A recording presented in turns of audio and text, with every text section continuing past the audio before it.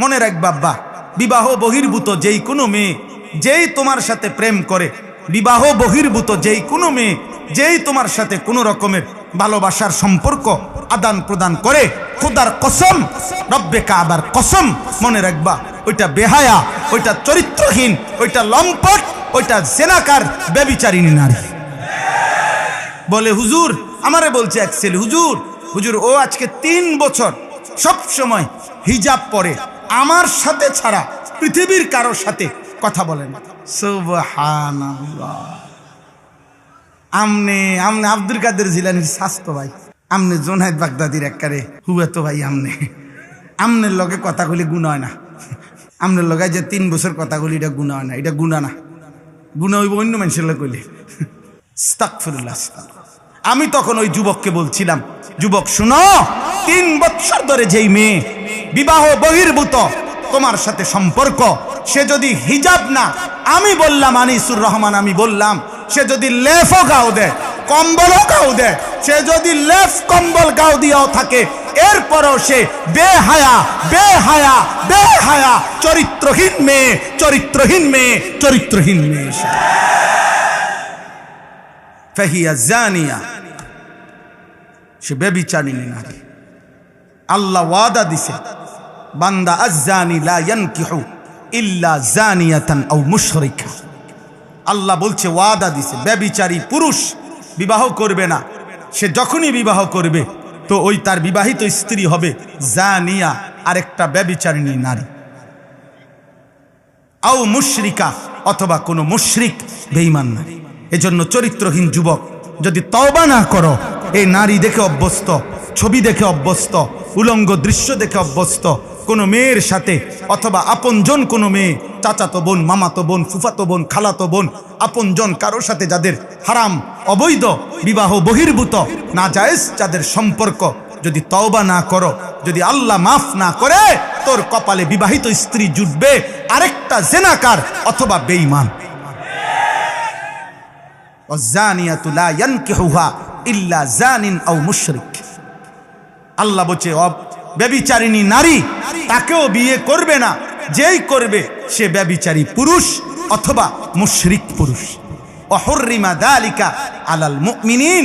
আল্লাহ বলছে, ঈমানদার পুরুষ এবং নারীর জন্য ব্যভিচারী পুরুষ এবং নারী হারাম ঘোষণা হলো, হারাম। আরো শোনো যুবক, ইমাম শাফিঈ রাহমাতুল্লাহ আলাইহি বলছে, ইমাম শাফিঈ স্পষ্ট, আমার শায়েখ আল্লামা মুফতি মুশতাকুন নবী কাসিমি হযরতের পছন্দের একটা কিতাব আছে, আদ-দা ওয়াদ-দাওয়া, ইমাম ইবনুল কাইয়িম আল জাওজি রাহমাতুল্লাহ আলাইহির লিখিত কিতাব আল জওয়াবুল কাফি, এটাও বলা হয় এই কিতাবের নাম, অথবা আদ-দা ওয়াদ-দাওয়া এই কিতাবের নাম, রোগ এবং ঔষধ, মানে আর্থিক রোগ। ওই কিতাবটা হযরতের কাছ থেকে পড়ে আমিও পড়ছিলাম, আমার কাছেও আছে, এখন এই কিতাবের মধ্যে আছে, আমি নিজে পড়ছি। ইমাম শাফি রাহমাতুল্লাহ বলছে, আজ-জিনা কারজুন, ব্যভিচার, নারী পুরুষের হারাম সম্পর্ক, এইটা কার্জ, এটা একটা ঋণ, এটা একটা ঋণ, এটা একটা ঋণ। তিনি বলছেন, হে যুবক, যদি কেউ বিবাহ বহির্ভূত জিনা করে থাকো, ব্যভিচার করে থাকো, যদি তওবা না করো, যদি আল্লাহ মাফ না করে, খোদার কসম, ইমাম শাফিঈ পৃথিবীর বিখ্যাত মুজতাহিদ ইমাম, তিনি বলছেন, তাহলে অবশ্যই তোমার পরিবারের কাউকে দিয়ে তোমাকে সেই ঋণ শোধ দিতে হবে, শোধ দিতে হবে, শোধ দিতে হবে। আজকের সমাজের মধ্যে প্রতিদিন প্রতিদিন এই ইমানদার যুবকরা, ইমানদার বিবাহিত পুরুষরা, আপনাদের কাছে বলি, আপনার আখলাকের হেফাজত করেন, আজকে তওবা করেন, পিছনের জিন্দেগির জন্য তওবা করেন। প্রতিদিন এই সমাজটার হালাত হইল, এই দেশের হালাত হইল, চলতি পথে আমরা প্রতিদিন শুনি পরকীয়ার আসক্তি অসংখ্য অগণিত ফ্যামিলিকে জাহান্নামের ঘর বানায় ফেলছে, জাহান্নামের ঘর, জাহান্নামের ঘর। স্বামী বেচারা হঠাৎ করে শুনে তার স্ত্রী নাই, আহা আহা, বেচারার যৌবনের 18 বছরের উপার্জন সব শেষ, সব শেষ। সে আজ 12 বছর বিদেশ করছে, সে আজ 18 বছর বিদেশ করছে, একটা একটা টাকা রক্ত পানি করে কলিজায় বাইন্ধা বাড়িতে দিছে, আজ অসভ্য চরিত্রহীন স্ত্রী ভাগ্যা গেছে, ভাগ্যা গেছে। ঘরকে ঘর, ঘরকে ঘর, ঘরকে ঘর। নারী কোনোভাবেই, যারাই মনে রাখবেন, যারাই নিজ ঘরের স্ত্রীকে আপনি আহ্লাদ করতে গিয়ে বেহায়া বেপর্দা অনায়াসে বাজারে ছেড়ে দিচ্ছেন, বেডির হাতে মোবাইল দুইটা, বড় বড় মোবাইল দুইটা, বলে তো হিজাব পরে, হিজাবের উপরে যে ডিজাইন করছে এত্তেবালা আগে জিডি ফিন্তু ইডি বালা ছিল। হিজাবের মানে বেড়াই তো ঘাস খায়, হিজাব এটাই তো এমন ডিজাইনেবল, মাথার উপরের এটা স্কার্ফ, এইটা স্কার্ফ তো না, এটা স্কার্ফ, এইটার মধ্যে 12 রকমের ফেস দিয়া, এরপরে এইটাকে যেই কোনো ভাবে সিদ্ধান্ত একটাই যে পর পুরুষ আমি এমন ভাবে পোশাক পরবো, এমন ভাবে সাজবো, অটো ড্রাইভার থেকে সিএনজি ড্রাইভার থেকে অদিল্লা বদিল্লা থেকে শুরু করে উচ্চ পদস্থ ব্যক্তি পর্যন্ত, বেড়া তুই বেড়া চাইতি না, তোর আব্বাই চাইবো, বেড়া বেড়া দরকার হলে পাউডার আরো দেবো, বেড়া পাউডারে না কদ্দুর আর কিতা, হ্যাঁ লাগলে দরকার হলে ফেয়ার লাভলির বালতিত সুবানি দিবে প্রয়োজনে, তুমি চাইতা না কেন? তোমার বাপে চাইবো, চাইবা না? এইভাবে সাইজা বাইর হয়। আর এবারটা জামাই, এবারটা জানে, এবারটার বউ মানে টোটো টোটো, এবার বে এটা আকামলা কা পুরুষ বেটা, আপনার বউ বাগতো না তো কার বউ বাগবো বলেন? মিয়া আখলাকের হেফাজত করেন, আখলাকের হেফাজত করেন। কোনোভাবেই যুবক ভাই, নওজওয়ান অবিবাহিতদেরকে বললাম, চরিত্র নষ্ট করো না আব্বা, তোর কপালে ভালো নারী জুটবে না রে বাপ। মোবাইলের নারী আর রাস্তার নারী আর বাস্তবতার বিবাহিত স্ত্রী এক না বাপ, কঠিন হবে, কঠিন কঠিন। স্ত্রী যদি খারাপ হয়, স্ত্রী যার পরকীয়ায় আসক্ত হয়, যার বিবাহিত বউ অন্য পুরুষে আসক্ত, খুদার কসম তার আর জাহান্নামে যাওয়ার দরকার নাই, জাহান্নাম তো জ্বলতেই আছে, তার তো জাহান্নাম জ্বলতেই আছে। আল্লাহ আমাদেরকে বুঝ দান করে, আল্লাহ আমাদেরকে হেফাজত করে। চলেন, আল্লাহ তাআলা বলেন ওয়ায়াউমা তাশাক্কাকুস সামাউ বিল গামাম, আল্লাহ তাআলা বলেন কিয়ামতের দিন আসমানটা মেঘে ঢেকে যাবে। ওয়া নুজ্জিলাল মালাইকাতু তানজিলা, কোটি কোটি মেঘ ভেদ করে আল্লাহর ফেরেশতারা নেমে আসবে হাসরের মাঠে। আল মুলকু ইয়াউমা ইদিনিল হাক্কু লির রহমান, আর সেদিন সমস্ত মালিকানা বাদশাহী মহান আল্লাহ তাআলার জন্য নির্ধারিত হবে হাসরের ময়দানে। আর একটু নজর দেন, হুজুর আসতেছেন আলহামদুলিল্লাহ, আপনারা আমার কথাটাও শেষ। ওয়া কানা ইয়াউমান আলাল কাফিরিনা আসিরা, আল্লাহ বলেন সেই হাসরের দিন অবিশ্বাসী নাফরমান বেঈমান পাপীদের জন্য বড় বেশি কঠিন হবে।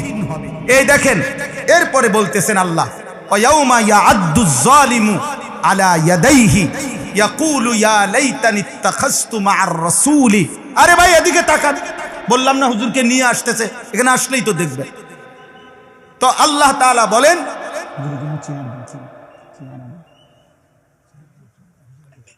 জি ওয়ায়াউমা ইয়াআদ্দুজ জালিমু আলা ইয়াদাইহি ইয়াকুলু ইয়া লাইতানি ইত্তাখাযতু মা'আর রাসূলি সাবিলা। আল্লাহ বলেন সমস্ত পাপী নাফরমান আল্লাহর অবাধ্য আল্লাহর দুশমনরা সেদিন নিজেদের আঙ্গুল নিজেদের দাঁত দিয়ে এইভাবে কামড়াইয়া ছিঁড়ে ফেলতে চাইবে আফসোসে আফসোসে, আর বলবে হায় আমার আফসোস, আমি যদি রাসূলের পথ ধরতাম। ইয়া ওয়াইলাতা লাইতানি লাম আত্তাখিজ ফুলানান খলিলা, এই কথাইটা বলবে হায় আমার মন্দ কপাল, আফসোস আমি যদি অমুককে, যে যার কারণে পাপ করছে, যে যার কারণে কুফরি করছে, যে যার কারণে শিরিক করছে, যে যার কারণে বিদআত করছে, যে যার কারণে জুলুম করেছে, যে যার কারণে কবিরা গুনাহ করেছে, খোদার কসম সে তাকে স্মরণ করে বলবে হায় আফসোস আমি যদি তাকে বন্ধু না বানাইতাম। লাম আত্তাখিজ ফুলানান খলিলা লাকাদ আদাল্লানি আনিদ যিকরি বাদা ইজ জাআনি। সে বলবে, হায় আমার কাছে তো আল্লাহর পক্ষ থেকে হেদায়েত এসেছিল, নবী তো আসছিলেন, নবীর কিতাব তো আসছিল, আল্লাহর কোরআন তো এসেছিল, আমগো মসজিদে তো আজান হইতো, আমাগো বাড়িতে তো মানুষ মুসলমান ছিল, আমাদের ঘরে তো আল্লাহর কোরআন ছিল, চারিদিকে তো আজান হইতো, তালেবে এলেম ছিল, হাফেজে কোরআন ছিল। সে বলবে, ওই আফসোস করবে, আহা কেন তাকে বন্ধু বানাইলাম, আহা কেন তাকে বন্ধু বানাইলাম।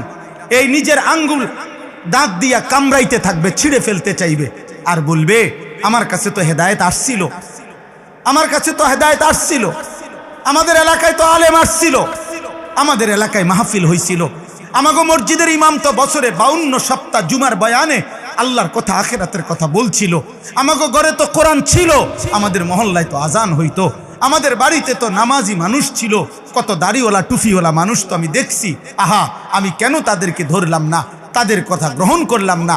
আমারে তো ওই বন্ধু নামের দুষ্ট, সে তো আমারে আদাল্লানি, পথভ্রষ্ট করে দিল, পথভ্রষ্ট করে দিল। ওয়াকানা শাইতানু লিল ইনসানি খাজুলা। এই শেষ কথা হলো আল্লাহ বলবেন, আল্লাহ বলেন মনে রেখো প্রত্যেক মানুষের জন্য শয়তান তার পাপ নাফরমানি করার সময় কেটে পড়ে, সরে পড়ে। এ কথার 1 মিনিট কথা হইল, প্রত্যেক পাপীকে শয়তান যখন অসওয়াসা দেয়, তারে সর্বোচ্চ অসওয়াসা দিতে দিতে দিতে দিতে কর কর কর কর, সায়ালা কিচ্ছুই তো না, তুই শুধু সামান্য না আসে না দেখবি, মানুষে এত কত মারাত্মক দেখে বেটা। হ্যাঁ বেটা, মাত্র 10,000 টাকা সুদ, লাখ লাখ টাকা সুদ খাইয়া গিল্লা লাইতে আছে বেটা, করবি না বেটা, এটা কিছে বেটা, কত হুজুরও আছে বেটা উল্টা পাল্টা, এই মনে করেন একটা মানে বলে দিল আর কি, বিভিন্ন রকমের ওয়াসওয়াসা দিয়ে। আল্লাহ বলতেছেন যে শয়তান যখন গুনায় প্ররোচিত করে, তাফসীরের মধ্যে আছে, কিন্তু কোন নাফরমান মনে রাখবেন গুনাহ করবার পূর্ব মুহূর্ত পর্যন্ত শয়তান তো তাকে প্ররোচনা দেয়, বলতে থাকে কর কর কর কর কর, কিন্তু যখনই ওই নাফরমান গুনাহটা শুরু করে, ব্যভিচার শুরু করে, মদ পান শুরু করে, চুরি শুরু করে, জুলুম সন্ত্রাস শুরু করে, তো আল্লাহর কোরআনে আছে শয়তান তৎক্ষণাৎ তার থেকে সরে যায় আর বলে আমার ভয় হয়, আমি আল্লাহকে ভয় করি, কারণ এখন যদি তোর উপরে আযাব আসে, আমিও যদি লগে থাকি, আমারও আল্লাহ শেষ করে দিবে। কামাসালিশ শাইতানি ইজ ক্বালা লিল ইনসানি কফুর ফালাম্মা কাফারা ক্বালা ইন্নী বারীউম মিনকা ইন্নী আখাফুল্লাহ রাব্বাল আলামিন। এবার বুঝছেন শয়তান কেমন শয়তান? এদিকে ছোটখাটো হারামি, তুই তো এই সময় আমার দিয়ে এতটি কাম করাই অহন সরে গেলা, এখন আমি আল্লাহরে ভয় পাই, তো তুই আগে কইলা না আমারে, তাহলে আমি এত বড় মিছা কথাটা না বলতাম। এই বুঝছেন, এই জন্য আল্লাহ বলছে শয়তান প্রত্যেক মানুষকে অপরাধের মুহূর্তে কেটে পড়ে। এই জন্য ভাই আমার, বন্ধু আমার, বাপ আমার, আমি শুরু থেকে এই কথা শুরু করেছিলাম যে আল্লাহর প্রিয় বান্দাদের সান্নিধ্য, সোহবত, উত্তম সংঘ, উত্তম সঙ্গী, একজন কিশোর ভাই তোমরা, যুবক ভাই তোমরা, বয়স্ক বাবা আপনারা, ওলামায়ে কেরাম আপনারা, উঠতি বয়সের আলেম যারা আপনারা, 90 বছরের বুড়া মানুষ যে আপনিও, প্রত্যেকটা ইমানদার মুসলমানের জন্য জীবন চলার পথে একজন উত্তম সঙ্গী, নেককার মানুষের সঙ্গ এটা জরুরি, এটা আখিরাতের জন্য, জান্নাতে যাওয়ার জন্য অত্যন্ত কার্যকর একটি পরীক্ষিত মাধ্যম। এই জন্য প্রত্যেকেই চেষ্টা করবেন মোবাইলে আসক্ত না হয়ে, বড় মোবাইলে জীবন না কাটিয়ে কোনো আল্লাহওয়ালা, কোনো উত্তম মানুষের সান্নিধ্যে, সুহবতে, সাহচর্যে কাটাবেন। বলেন ইনশাআল্লাহ, বলেন ইনশাআল্লাহ, বলেন ইনশাআল্লাহ। যুবক ভাই বলো ইনশাআল্লাহ। আল্লাহ আমাদেরকে তৌফিক দান করেন, আমাদের মঞ্চ আলোকিত করে আমাদের যেই মহান মানুষ আমাদের সামনে এসে আসন গ্রহণ করলেন, তিনি আমাদের কায়েদ, তিনি আমাদের সাহস, তিনি আমাদের অহংকার, তিনি আমাদের আলোর মিনার, তিনি আমাদের চেতনার প্রতীক। সারা পৃথিবী দেখেছে এক বৃদ্ধ মানুষ তিনি যখন খতমে নবুয়তের কথা উচ্চ কণ্ঠে বলেছেন, আল্লাহর নবী সাল্লাল্লাহু আলাইহি সাল্লামের খতমে নবুয়তের ইজ্জতের জন্য আমাদের কায়েদে মিল্লাত আল্লামা আব্দুল হামিদ পীর সাহেব মধুপুর দামাত বারাকাতুহুমুল আলিয়া সেদিন ঢাকার সোহরাওয়ার্দী উদ্যানে গত 15ই নভেম্বর যখন সারা পৃথিবী থেকে আহ্বান করেছিল, তো সারা পৃথিবী অবাক বিস্ময়ে দেখেছে এক ইমানদার মুজাহিদের ডাকে বাংলার জমিনে সোহরাওয়ার্দী উদ্যানে কমপক্ষে 20 লক্ষের চাইতে ইমানদার মুসলমান, পৃথিবীর প্রায় 150 চাইতে বহির্বিশ্বের ওলামায়ে কেরাম যারা অংশগ্রহণ করে এক আওয়াজে বলেছে যে নবীর পরে নবী নাই, সংসদে আইন চাই। বলেন কাদিয়ানীরা কাফের, কাফের, কাফের, কাফের, কাফের, কাফের, কাফের। আমরা সবাই ইনশাআল্লাহ আবার যদি আমাদের কায়েদে মিল্লাত আল্লামা আব্দুল হামিদ মধুপুর পীর সাহেব হুজুর আবারও যদি খাতমে নবুয়তের ইজ্জতের জন্য আল্লাহর নবীর সম্মান আর মর্যাদা রক্ষার্থে আবারও যদি আমাদেরকে যখনই ডাক দেয় আমরা যেতে প্রস্তুত আছি তো ইনশাআল্লাহ? সবাই রাজি তো ইনশাআল্লাহ? আল্লাহ তৌফিক দেন, আল্লাহ কবুল করেন, আল্লাহ হযরতের হায়াতকে আফিয়তের সাথে আমাদের জন্য দীর্ঘায়িত করেন, আমিন।